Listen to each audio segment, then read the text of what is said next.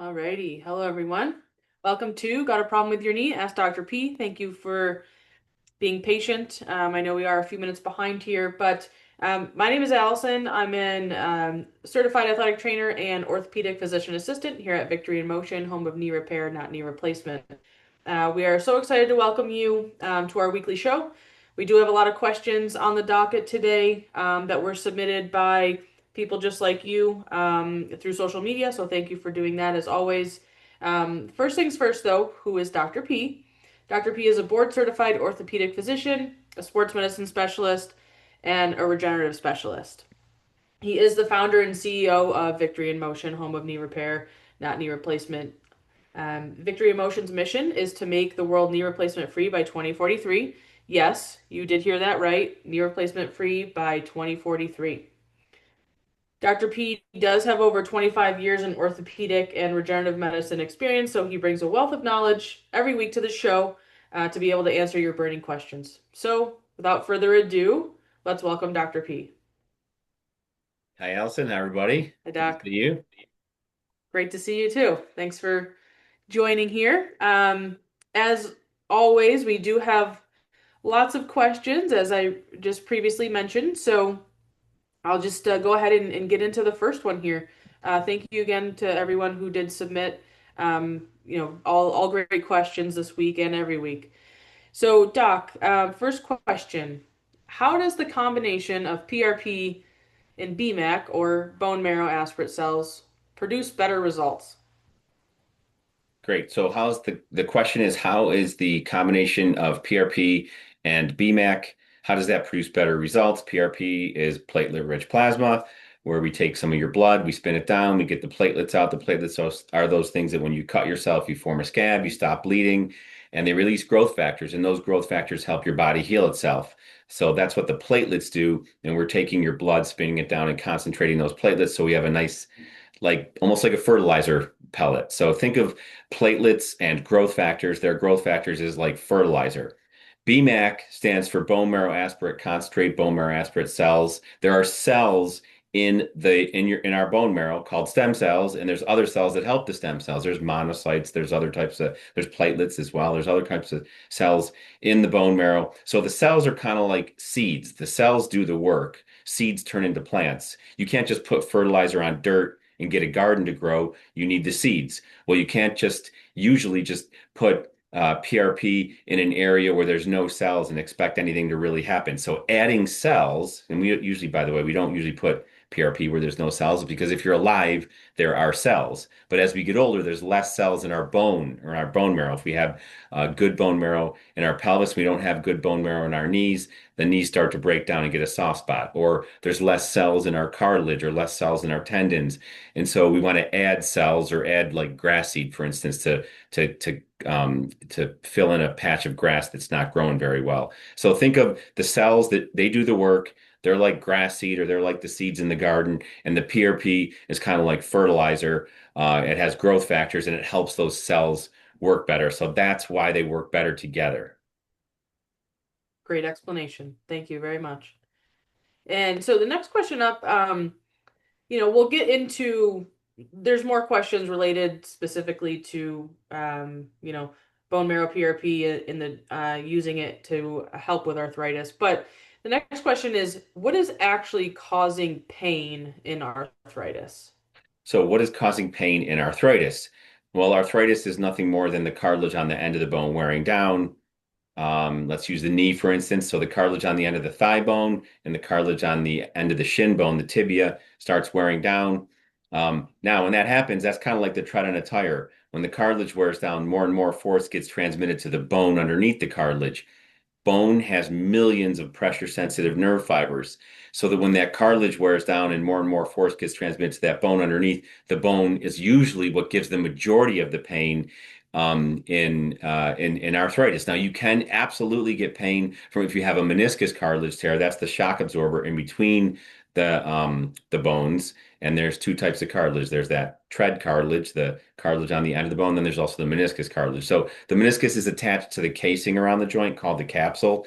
And if that tears, it causes abnormal pulling on the capsule. The capsule has nerve fibers in it that can hurt.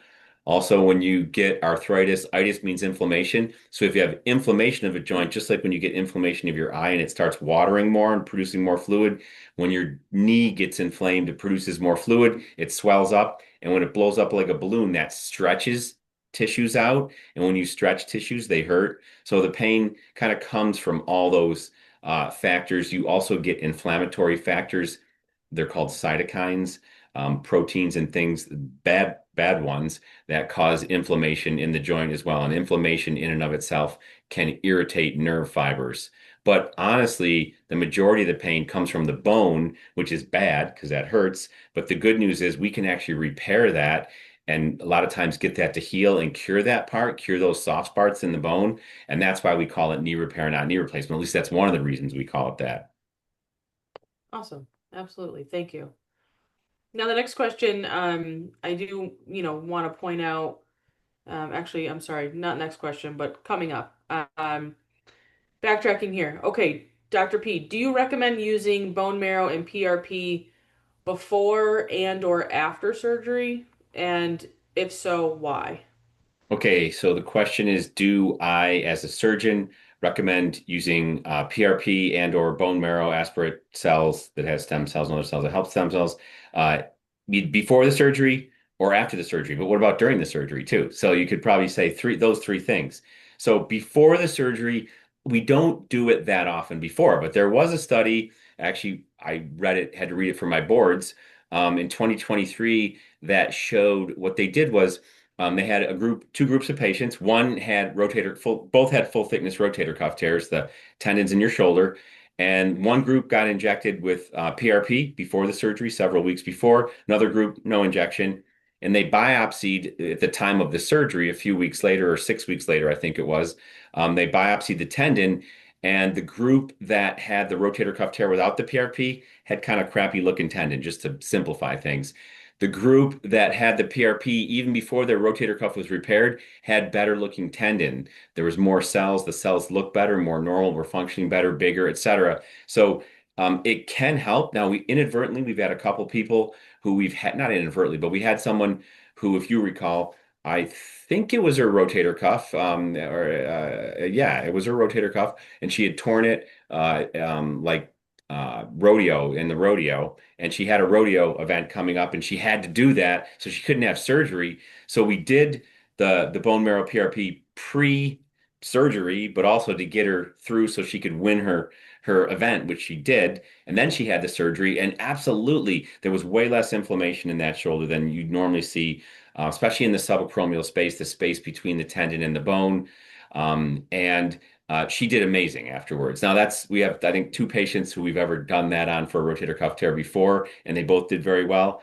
I'm not saying that's a definite, but can you use it before? Yes. Is there some science that shows it might benefit? Yes. Is it used before most commonly? No. Now, most commonly in the literature, you'll see that it's used during. So during a surgery, sure, when someone's asleep, harvesting their bone marrow, which we take from the pelvis, which is right underneath the skin, it's really something we can do in the office. But if someone's under anesthesia for surgery anyway, and you can draw their blood and you can take the bone marrow from their pelvis, which has stem cells and other cells that help the stem cells, then why not do it then? Now, not every operating room in the country lets you do that. Some that we operate at don't let us do that. Kind of crazy. Some do.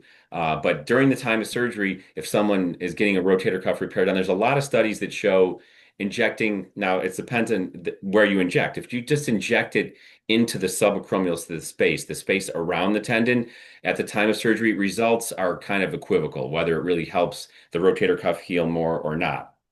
Um, if you inject it into the tendon, and then even probably more importantly into the bone, because the proximal humerus, the upper shoulder bone, the ball, that actually loses its stem cells. It's one of the first bones in the body for the stem cells to lose its stem cells. And if you lose your stem cells, those are what help heal. So injecting into the bone and replenishing the stem cells, as well as injecting into the tendon, there have been some studies that show that probably is the best way to go if you're going to do it at the time of surgery. Injecting into the tendon in general yields better results, but even that's not perfect yet.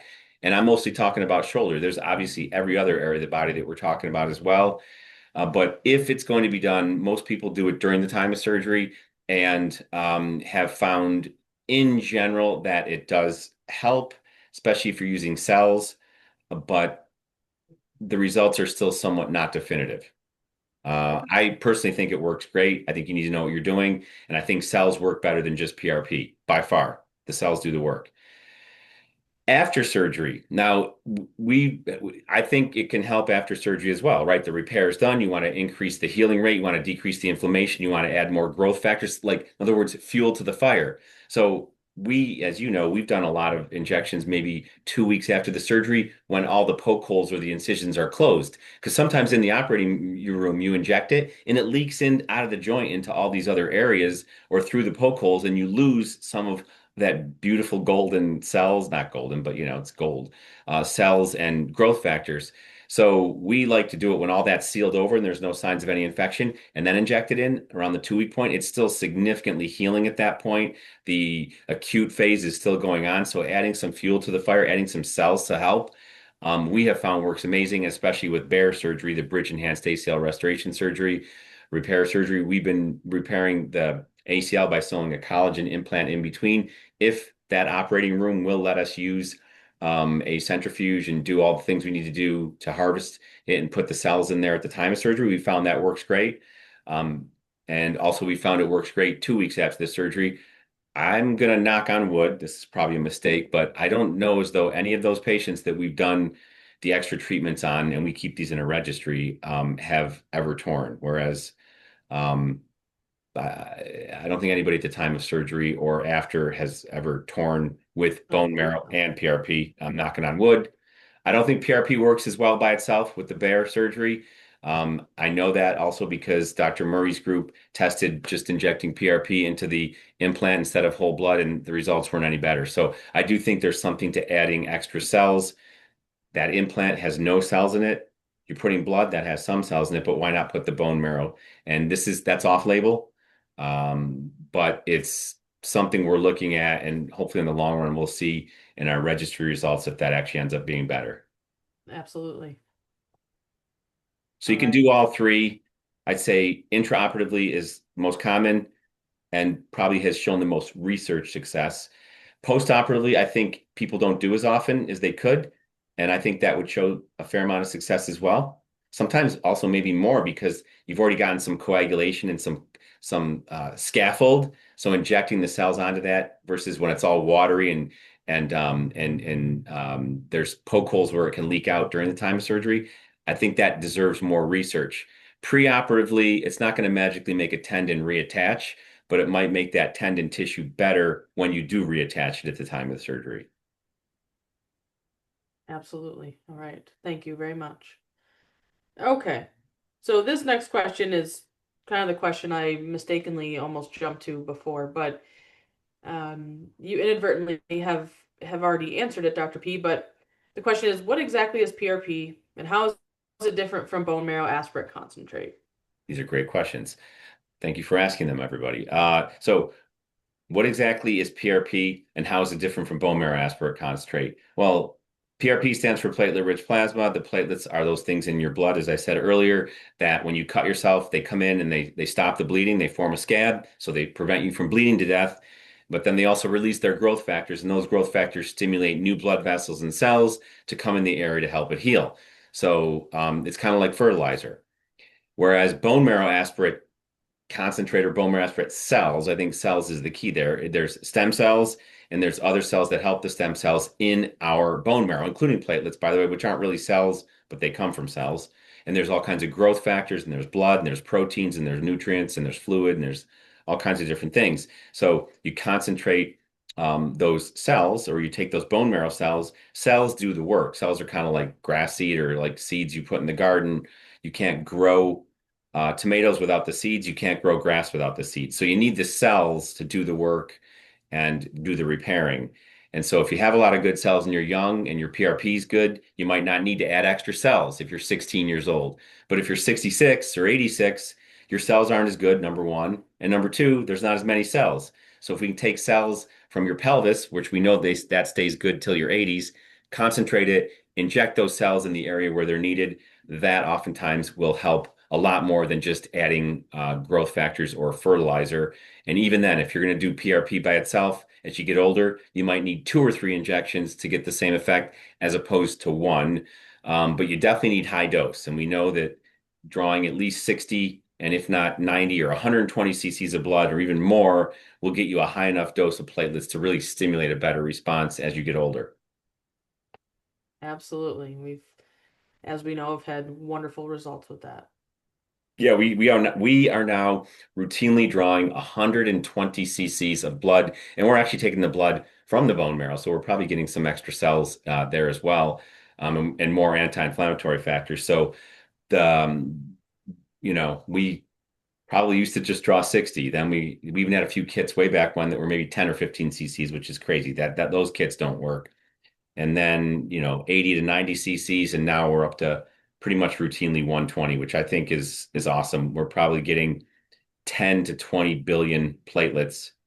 And even with some of those earlier systems, I remember we were sending them off to labs, we were getting 12 billion platelets or 10 billion or 8 billion. That's a lot of platelets. That's a good dose to help with a response. Absolutely. Okay. Now, changing tune to specifically just bone marrow, the question is, where in the body do you draw the bone marrow from, and is it painful? All right. So where in the body do you draw the bone marrow, which has the stem cells and other cells that help the stem cells? Where do we draw it from? And is it painful? Well, guess what? I've gone through it. So I can tell you that it's not really all that painful. It's weird. It feels different, but it's not that painful because what we do is we draw it from the posterior superior iliac spine. That's a lot of things we call it the PSIS. It's not the hip. It's not the back. It's not the hip or the back. It's not the hip. A lot of doctors say, we're going to take it from your hip. It is not the hip. So stop saying hip. It's the pelvis. The pelvis is where your belt hangs on, and in the back part of the pelvis, right above your butt, not your back, right above your butt, there's an area. It's called the posterior superior iliac spine. I don't know if you can see that, but kind of like right up in there. Very easy to get to if you're lying on your belly on a table. We numb it up really good. And we know that even into your 80s, the pelvis still has really good bone marrow cells. And so, we just saw a case recently, right? A woman surgeon drew the bone marrow from the end of the thigh bone, and she's 66. Those cells aren't going to be as good. I was at a conference recently, and doctors were talking about, oh, we take the bone marrow from the tibia, the shin bone. That's even worse. There's not as many good cells there as we get older. So the best place to take it is the pelvis. That's where we 98, 99% of the time we're going to take it from. And is it painful? Yeah, there's some pain, but it wasn't as pain. Like I had a hernia surgery that hurt way worse than taking the bone marrow. I had knee arthroscopy, knee surgery that hurt way worse than taking bone marrow. So does it hurt a little bit? Yeah, but once you numb it up, it's not too bad. It's more of a pressure sensation as we're using a syringe to kind of create a vacuum to suck those cells out really quick. But it's not like a lot of people have heard how painful it is. It's not even close to the pain that you get with a surgery. And how many patients you've been there? Most patients, what is the first thing they say after we're done with that part? Oh, wow, that's not as bad as I thought it was going to be. Exactly. That's exactly what they say. And I said it too. Like, the worry about it is worse than what it actually is. Now, when we take those cells and inject them back into the bone, now we're building up pressure instead of creating a vacuum.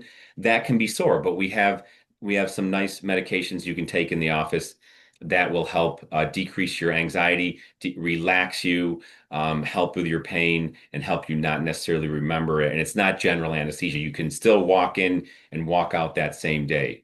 So we can take care of all those things. And majority of these we do in the office. Some we can do in the operating room if the opportunity arises. Thank you. All right. Next question. Is this like stem cell therapy? How do these cells know where to go and what to fix? Wow, that's more than one question. So, This, first question is this stem cell therapy? So, meaning I assume they're talking about bone marrow cells. We yes. can get stem cells. Let's put it this way. Our bone marrow has stem cells and it has other cells that help the stem cells. All our blood vessels, our capillaries have stem cells. They're called pericytes. And especially in our fat, there's a lot of those. So we can get stem cells from our fat cells or the capillaries in our fat tissue as well, believe it or not. So those are probably the two most common areas we get them. So those are not technically stem cell therapies, though. Technically, we're not allowed to do stem cell injections in the United States. We're allowed to take bone marrow or adipose, which has stem cells and other cells that help the stem cells, and concentrate those and then inject them back in. So we can use your own tissue, which is very safe. We can minimally manipulate it. Centrifuging is not, concentrating it with a centrifuge is not considered manipulating. Pulling it through a special needle that concentrates it is not considered more than minimally manipulating. And that's what the FDA cares about the most.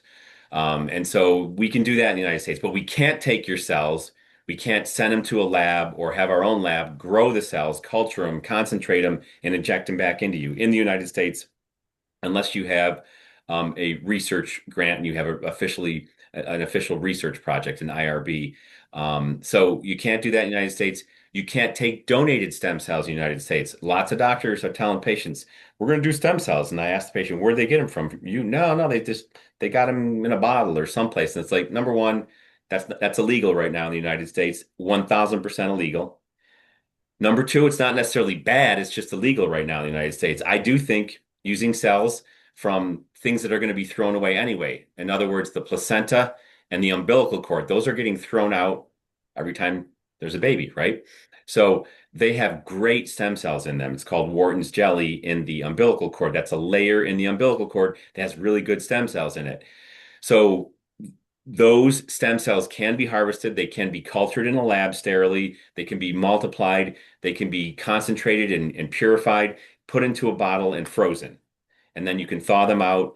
And the question there is how many of them still are alive at the end of that whole thing. And it's probably less than what we really think, but some are still alive. And so using somebody else's cells, especially from a young person or a placenta or an umbilical cord, has a very low risk of rejection. If you use your own cells, there's no risk of rejection. So that's nice of using, we almost always use our own. But we can go to clinics like overseas. We are involved with a clinic in Roatan, which is a beautiful island off of Honduras, where we can do they do allow for stem cell injections. So they are donors from the United States who are screened just like you do for blood, blood donations and things like that. And then it's C-sections, uncomplicated scheduled C-sections, and the placenta and the umbilical cord, the cells are harvested, they're cultured, they're purified, concentrated, put into bottles, and they're frozen. And then we can thaw them out, add PRP if we want, platelet-rich plasma, which would be like you have the cells, the stem cells now, and then you have the growth factors, and then inject that into the areas that needed to be done. We can also take your stem cells at this clinic, and we can culture them and grow more, and then 3 weeks later inject them back into you. That is allowed there. Other countries allow that. Right now, the FDA in the United States doesn't allow it, but I would say within 5 years, at the most 10. I mean, 10 years is a long time. Mhm. I'd say 5 years we'll be able to do it here in the United States. I would say it's as long as it's done the right way and with approved labs, et cetera, et cetera. I don't see why it's not going to be done in the United States at some point. Now, which one's better, I don't think anybody's proven that yet. Oh, these are better and those are better. No one's Younger cells are better. No one's proven that. If I take my own cells and I concentrate them and I add a high dose PRP, which can make older cells work like younger cells, there's studies that show that, then that may be just as good as taking cells from that are donated and are quote younger. So it's a lot more complicated than someone like Tony Robbins says in his book, and I love Tony Robbins. So it's we're experts at it. I'm not afraid to say that, but I guarantee you we know a lot less. We know there's so one thing we do know is the more you learn, the less you really realize I guess is what I'm trying to say. And there's so much more to learn. So some person just spouting off in a book who's not an MD or not doesn't have experience actually doing this stuff. I'm not a huge fan of that, frankly, but I still love you, Tony Robbins. Hard not to, right? All right. Thank you, as always, Dr. P. Um, You actually just a little bit alluded to this. And by the way, just regarding that, if Tony Robbins had a full thickness rotator cuff tear that was retracted, a hole in the tendon, and somebody injected stem cells, there's no way that filled in on its own without some type of scaffold or some without a repair for sure. So maybe a partial tear, maybe a little tiny hole near the bone, but there is no way a full retracted rotator cuff tear will heal right now with just injecting cells or PRP or whatever. So I'd love to see the before and after MRI. I guarantee you that was not a full thickness pulled off the bone tear. I mean, and if it is, I will apologize to everybody, anybody and everybody out there. No, I absolutely have to agree with you there, Dr. P. Okay, next question. Again, you alluded to it just a few minutes ago, but is there a difference between lab created products and using your own biologics?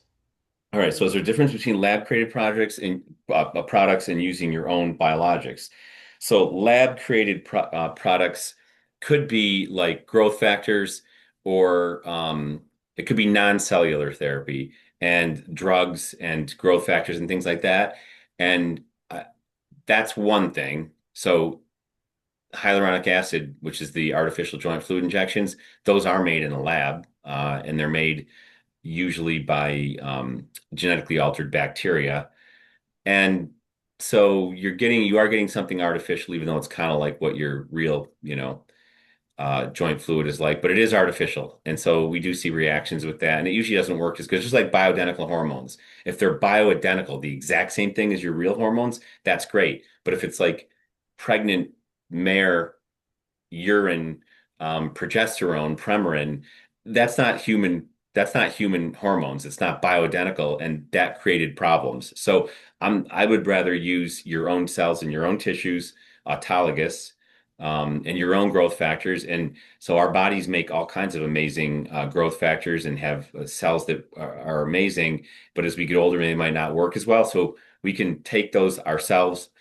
We can concentrate them like the PRP, the platelets, like the bone marrow cells, which has stem cells and other cells that help the stem cells, and even growth factors within the platelet poor plasma and things like that. We can concentrate those so that they're more effective as we get older, or even if we're younger, help us heal faster.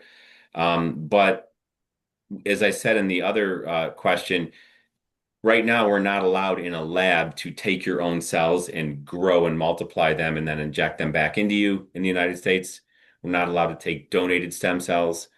Theoretically, younger stem cells are better than older stem cells. That is debatable in some ways.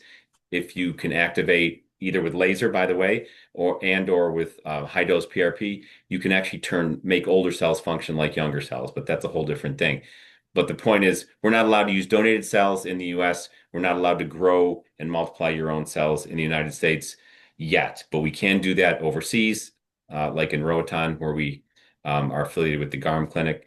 But that's the difference. And if doctors are doing that in their office and they don't have um, a FDA approved lab, they don't have an IRB, they don't have a research grant, they're not doing it under research, then that's illegal. And even if you do have a research grant and you're writing a paper, only the patients who are enrolled in that research study are allowed to undergo that quote unquote experimental treatment.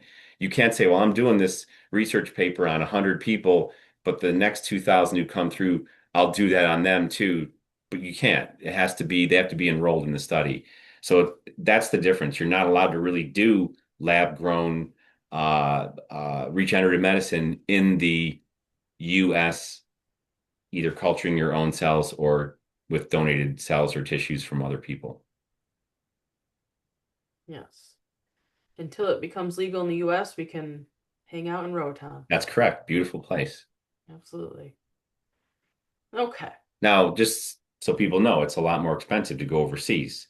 So oftentimes doing it in our own office, it's out of pocket. It's not covered by insurance. It can be fives to tens to hundreds of thousands of dollars, but so can a car that you're only in on average an hour a day in the United States. People are only in their car an hour a day. You're in your body 24/7, and people are spending 80,000 dollars on average on a new car, and some people, hundreds of thousands. It's worth the investment in yourself so you can drive in that nice car that you have. Completely agree. Okay, next question. Who is the ideal patient for Bmac and PRP? Is it only athletes, weekend warriors, older adults, everyone? What would you say to that? So, who is the ideal candidate for regenerative medicine therapies like PRP, platelet-rich plasma, and bone marrow aspirate cells, bone marrow aspirate concentrate, Bmac? Anybody and everybody. So, all the people that you mentioned, athletes, weekend warriors, older people, people with arthritis, it doesn't really matter. Now, having said that, what are the most common people? People with degenerative conditions who are usually older, need a little more help. But I mean, lots of professional athletes, PRP is kind of like candy nowadays. I mean, platelet-rich plasma, they don't do as many cells as they could or should in my mind, but they still do them as well. So yeah, I mean, if you're an athlete and you want to get better faster, and or there's like a defect in the muscle or the tendon or something, cell therapy is going to help quite a bit more in our hands and our experience. And I think there are studies that show that as well. But even for chronic conditions like tennis elbow, you don't have to be a tennis player, but if you are a tennis player and you have tennis elbow, or you're a golfer and you have golfer's elbow, those are two tremendous conditions for using regenerative medicine, PRP, BMAC type therapies.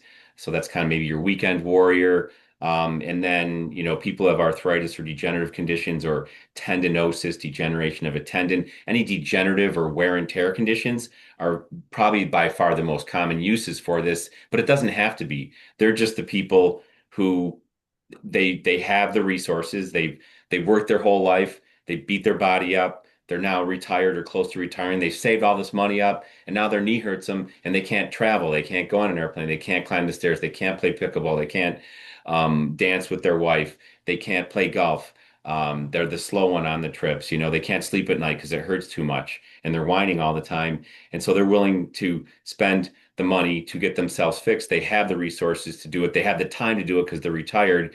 I think a lot more, middle-aged or younger people would do it, but A, these aren't covered by insurance, so there is an investment. And B, a lot of those people don't have time to do it either. And it does take some time. You just don't magically get a shot and you're 100%. You have to put work in. Exactly. And dovetailing off of that, can these regenerative therapies help someone avoid a knee replacement? Well, yes, our name, you can see that up here. It says, let's see Exactly. if that's bad, knee repair, not knee replacement. And so that is our specialty. I mean, that is a trademark name because I developed that during COVID when I had a bunch of patients who I was still doing knee replacements at the time, and COVID came and shut down the ORs, and we couldn't do surgeries. And patients were like, "What am I going to do? What am I going to do? My knee's killing me. When's the OR going to open back up?" And we had no idea. I said, well, listen, I've been doing PRP since 2008. I've been doing laser since 2017. I've been doing bone marrow, which has stem cells and other cells in it, that help the stem cells since 2017. I've been doing weight loss. We've been doing total body fitness since 2012, in addition to physical therapy. So we've been doing all these things. We can put them all together and we can try them together. And I think they're going to work synergistically, which they ended up doing. Insurance still didn't pay for it. We tried to get it approved through emergency use, but the patients were getting better faster. No huge incision, no risky incision. It didn't take 4 to 6 months to get better. They didn't have to take time off from work. They were actually saving money. When I went in the room and told them 3 to 6 months after we did the procedure that their insurance company denied it, they were actually happy. They were like, "Hey, I don't care. I'm better. My buddy down the road had a knee replacement and he's still stiff. He still has pain. And I don't. And I was able to keep working. So I don't mind. I'm pissed at the insurance company, but I'm not upset with you because what you did was amazing." And so we trademarked the name at that point and the process. And it's that everybody doesn't get the exact same program, but the principles are the same. So can we prevent a knee replacement? We do it every day. We absolutely do. And everybody out there, don't forget our mission, knee replacement free by 2043. By the way, somebody, and I understand this, and I mean, somebody sent me a message on social media like, "Hey, you guys are you guys shouldn't be, promoting yourselves. Well, we're giving education here, but why wouldn't I promote what is like if you're the best, which I believe we are at knee repair, not knee replacement in the world, and even if we're not, we're darn close. Why would you not? Why would we say, "Oh, just go ahead and do your knee replacement"? Don't do this. Or why would we not be proud of it? So I'm proud of you, proud of my whole team, proud of what we do every day. And if you're like, if you, so in other words, if you're saying that question and you work for some place that you don't feel is the best, maybe you need to go work somewhere else. You know what I mean? Like, I'm sorry, but Completely. we think we're the best and we back it up every day. Are we perfect? No. Are we 100%?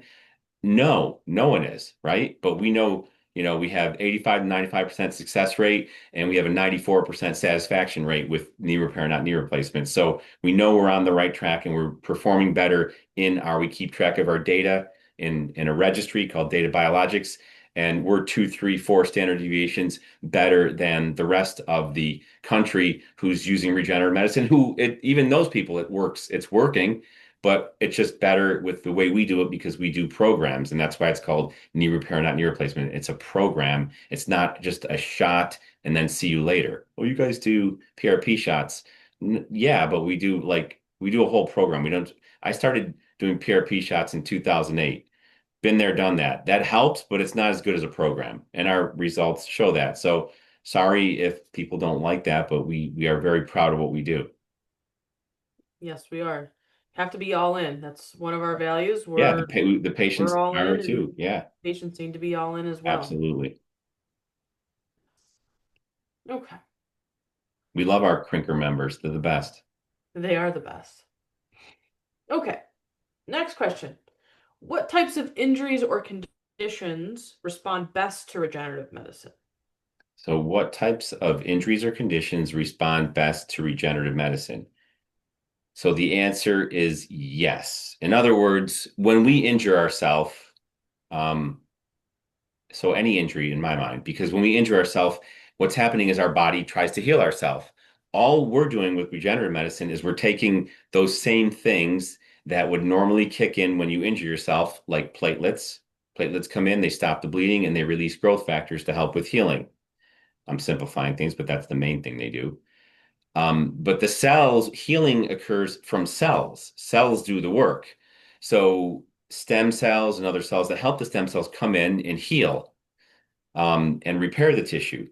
And so if we take cells from your pelvis and concentrate them and inject them into the area that's injured, we're just helping accelerate your body's own ability to heal itself. So any injury can be helped with regenerative medicine because we're just taking your body and allowing it to heal itself even better by using your own body's cells and growth factors.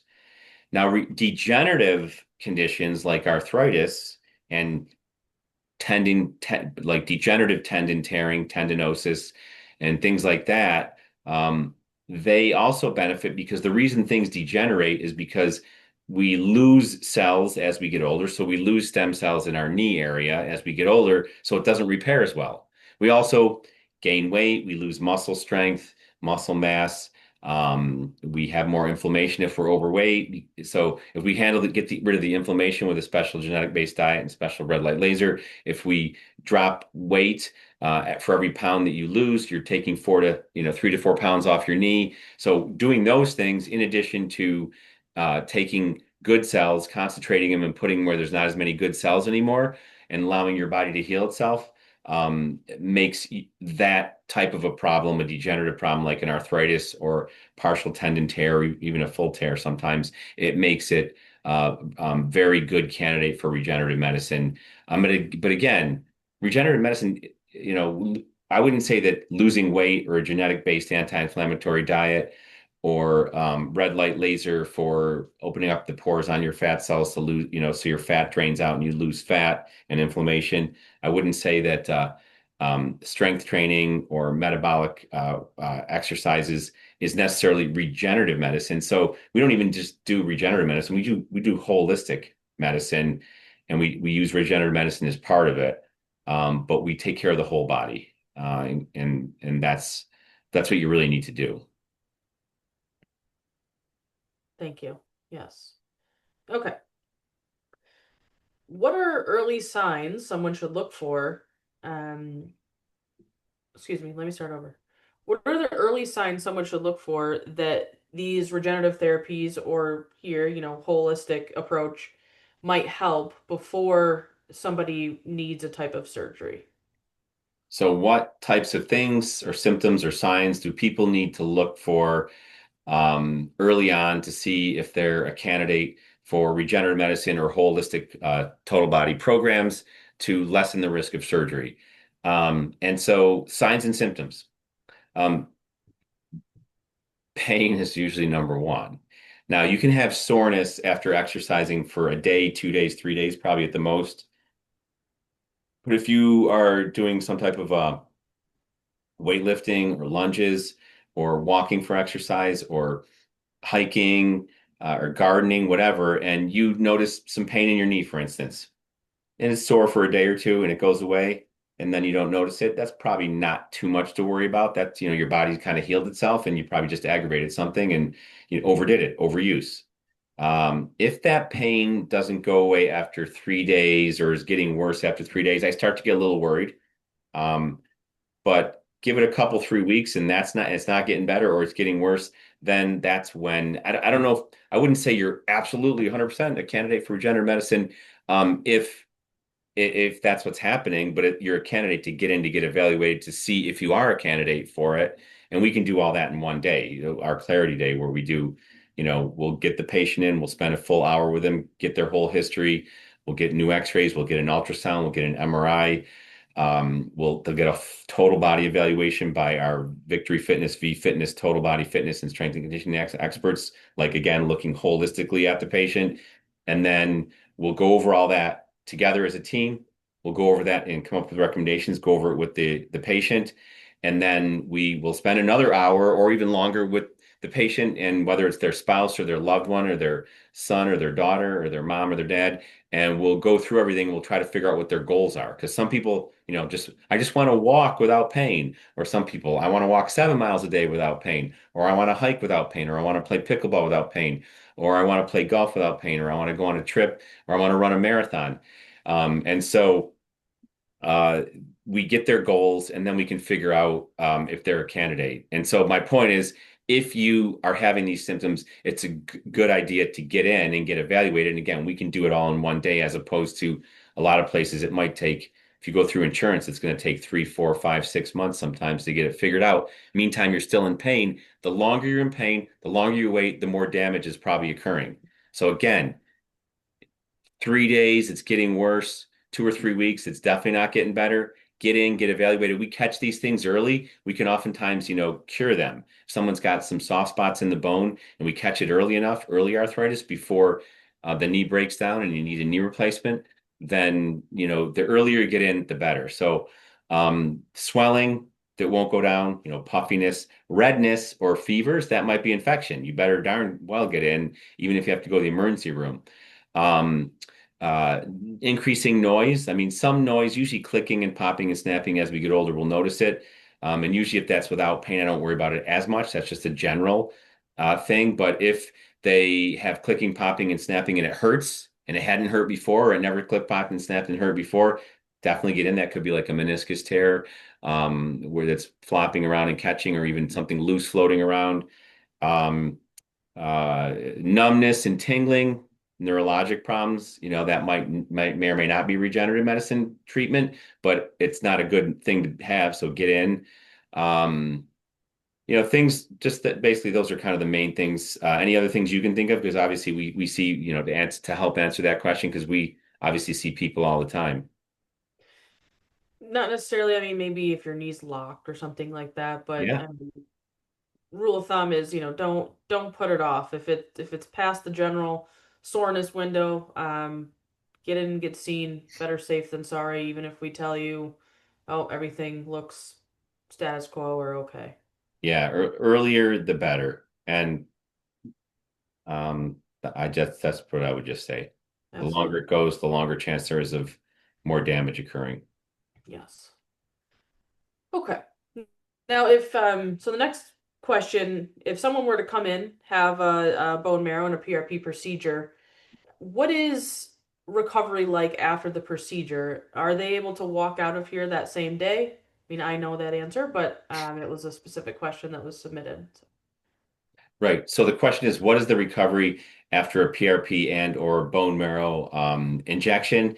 And so can people walk in or walk out the same day? And the answer is yes. Knock on wood, we haven't had anybody who hasn't been able to walk in and walk out on the same day, even with a bone marrow procedure where we're harvesting the bone marrow. The recovery, the actual site where we harvest it, it might be sore for a few days because I've undergone this as well, but that goes away pretty quick. And then the area where the injection was, what we're trying to do is restart the healing process. So we actually do want there to be an acute inflammatory response. So inflammation in the first week or two is good. That's part of the normal healing response. Chronic inflammation is bad. Acute inflammation is okay. It's part of normal healing. And there's a difference. They are different. The first 3 days, it's going to be pretty sore. I remember when I had my elbow done, it was very sore that night. The next day it was very stiff. The second day was even worse. And then by the third day, it was starting to feel better. And by 2 weeks, I was overdoing it, which a lot of people do. So usually the first 2 weeks, you make the most improvements the quickest. But by 6 weeks, I'd say the average person is 50 to 90% better. By 12 weeks, people have made their most rapid rate of improvement. And again, the average is probably 85 to 95% better, not 100%, because not everybody, some people might be 30%, but some people might be 110% for that matter. But in general, it's about, I'd say 80 to 95% is the range after 12 weeks. Because we have some people that start out, they're 10%. And if they get to 80%, they are ecstatic. Some of those people are happy if they get to 40% or 50%. But anyway, that's the 12-week point, but people still improve. Now, that's 3 months. They improve 4 months, 6 months, 9 months, a year. They'll improve if they keep doing the holistic stuff that we recommend as well. The shot is just one day. You walk in, you walk out. Yes, but we're trying to get you better for a lifetime of improvement so you never have to come in for another shot. We don't want, our goal is not to have people coming in, oh, let's give you a shot once a year or once every 6 months like we used to do with the artificial joint fluid. I want to give you shots, but then I want to give you all the tools to get better so that you don't ever have to come back and see us. Or if you do, it's not necessarily for a procedure. It's, hey, I need a little tune up on these exercises, those exercises, or I want to do laser. I don't have a laser at home, although you can buy a handheld laser. So now you can have a laser at home, but that's called the maintenance program. We have those, but the goal is not to have you coming in for a shot in the same area once a year or every 6 months Exactly. or every 6 weeks if it's cortisone, which is terrible for you, as we all know. Yes. All right. So I just want to point out we've got about 10 minutes left since we did start about 10 minutes later. Is that okay with your schedule, Dr. P? Oh, I'm fine with it. Yeah. Great. Thank you. Okay. Now, are there any side effects or risks that patients should be aware of if undergoing a regenerative procedure? So, are there any side effects or risks associated with regenerative procedures? And the answer is there's always risks anytime we do any type of a procedure, even if it's a shot. So, even if you get an immunization, right, they'll put alcohol or iodine before they give you the shot. Why is that? Because there is always a risk of infection. With a needle, which is tiny, much lower risk of infection than with an incision, a surgical incision. I'm a surgeon. So there is a risk, even with surgery, it's about 1% or less risk of infection, but it's there. And if Hmm. you do 100 cases and one person gets infected, that stinks for that one person. It's 100% for them. But anyway, it's still 1% or less usually for surgery. With regenerative medicine, it's point something. It's so low, it's not even funny. Um, so very low risk of infection, but it's possible. There is going to be some pain, as we talked about, but not nearly as much pain as a surgery. There is a risk it might not work, just like anything else. There's a risk of like we stick the needle in and it breaks. I've never seen that happen, but that type of stuff can happen. There is a risk of reaction to not your own tissues, which is cool. So like we'll be using your own platelets and your own, bone marrow cells, though you're not going to have a reaction to those. But there's some things called heparin or anticoagulants that keep the blood or the bone marrow from clotting. There are some people who are allergic to those things. So that's a slight possibility. So any of the additives, like sometimes we'll add um, uh, magnesium or saline or things like that, a crystalloid solution to the fluid. Most people have had IVs and things like that before, so they're not going to usually be allergic to that type of stuff. But in general, there's a slight risk of allergic reaction, but very, very, very low. Um, Scarring, I mean, there's needles, so the scarring would be very tiny. What other things? I mean, it's going to be sore, like I said, swelling, bruising, bleeding. Uh, Not nearly as much as you'd have with a surgery, but there may be some bruising and bleeding. If someone has is on a blood thinner, we try not to do these procedures until they can come off the blood thinner, so they don't get too much bruising or bleeding, just like we would do for a surgery. If someone is too sick or they have an infection going on, we're going to probably avoid doing an active infection. We're probably going to avoid doing it. If they have a cancer in their bloodstream or a blood problem, disease, we're probably not going to do it. If they have cancer somewhere else, we're gonna, and it's not in their bloodstream necessarily or in their bone marrow, we're still going to ask their oncologist. So there's some contraindications or risks. But any other things you can think of that I'm missing? No, I think you've definitely nailed them all. Okay. Next question up. How do these treatments fit into a bigger joint preservation plan? Like, what else do you pair with them? So, what else comes with the bone marrow and PRP injections? And you've already alluded to it, but Okay, so what other things other than bone marrow and PRP fit into a joint preservation plan was the what the person asked. yeah. So yeah, the bone marrow is the cells and the PRP is the growth factors, so kind of like seeds and fertilizer.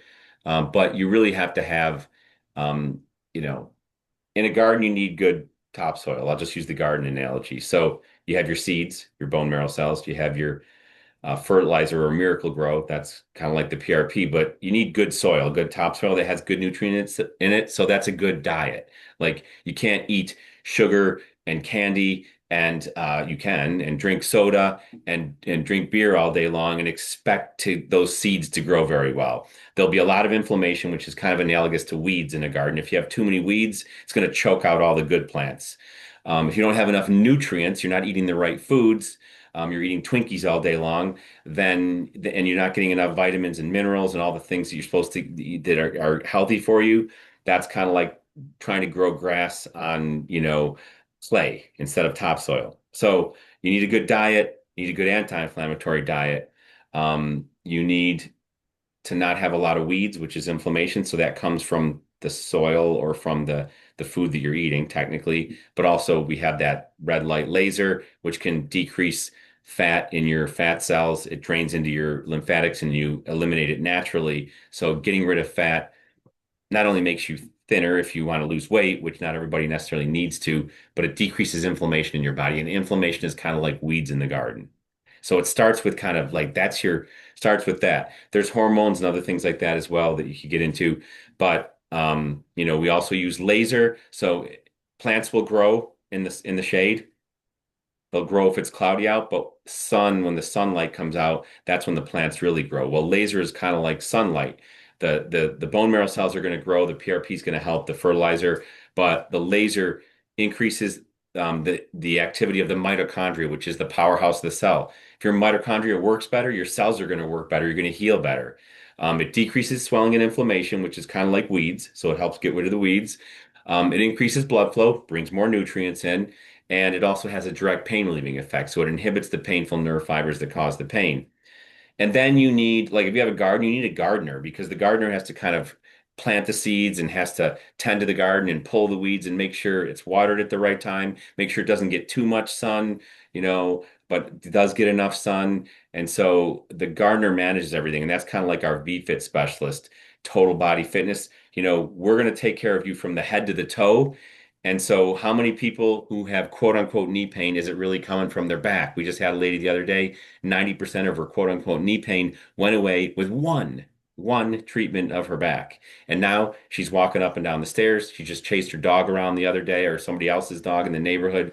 because her quote knees are getting better. Yes, there is some arthritis in there, but most of it was coming from her back. So we're going to treat the whole body. The gardener or the V-fit specialist is going to treat, the back, the hips, ankles, stiffness and loss of mobility can cause problems with the knee because you're not walking normally. And then the forces come abnormally through the knee, which causes the knee to hurt more. So there's so many things we can do other than just the injections to not only help the injections work better, but then once you get better, prevent you from having the same thing happen over and over again. Absolutely. Holistic approach, as you Totally. mentioned earlier. All right. Probably have time for one more question here. All right, So, make it a good one. okay.